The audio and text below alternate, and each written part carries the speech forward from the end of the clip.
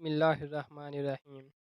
آپ صلی اللہ علیہ وآلہ وسلم نے فرمایا، تم میں سے کسی شخص کو اس کا عمل جنت میں داخل نہیں کروا سکے گا اور نہ ہی آگ سے نجات دلائے گا۔ صحابہ رضی اللہ تعالیٰ عنہ نے عرض کیا، اے اللہ کے رسول، کیا آپ کے ساتھ بھی یہی صورتحال ہوگی؟ آپ صلی اللہ علیہ وآلہ وسلم نے فرمایا، ہاں میرے ساتھ بھی یہی صورتحال ہے، اور اپنے ہاتھ کے ساتھ اپنے سر کی طرف اشارہ کیا، مگر یہ کہ اللہ تعالیٰ اپنے فضل اور رحمت سے اسے ڈانپ لے۔ 2 مرتبہ یا 3 مرتبہ کہا،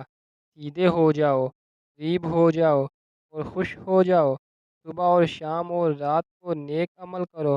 میانہ روی اختیار کرو، مقصد کو پہنچ جاؤ گے۔ رسول اللہ صلی اللہ علیہ وآلہ وسلم نے فرمایا، تم میں اس وقت تک خیر رہے گی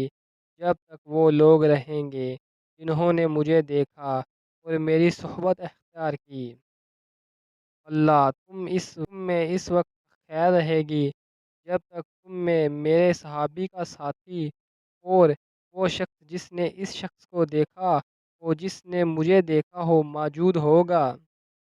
تم میں اس وقت خیر رہے گی جب تک تم میں میرے صحابی کو دیکھنے والے کو دیکھنے والے اور ان کی صحبت اختیار کرنے والے ہوں گے۔ سہد بن سعد رضی اللہ تعالیٰ عنہ سے مروی ہے کہ رسول اللہ صلی اللہ علیہ وآلہ وسلم نے فرمایا، چھوٹے چھوٹے معمولی اور حقیر سمجھے جانے والے گناہوں سے بچو، کیونکہ چھوٹے چھوٹے گناہوں کی مثال اس قوم کی سی ہے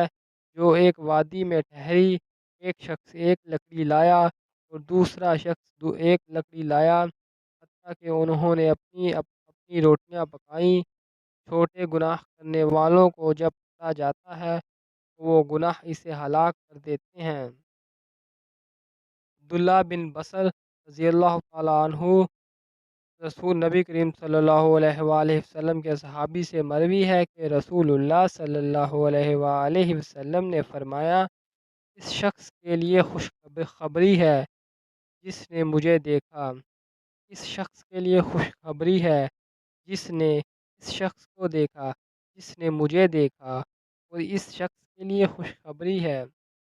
جس نے اس شخص کو دیکھا جس نے مجھے دیکھنے والے شخص کو دیکھا اور مجھ پر ایمان لایا۔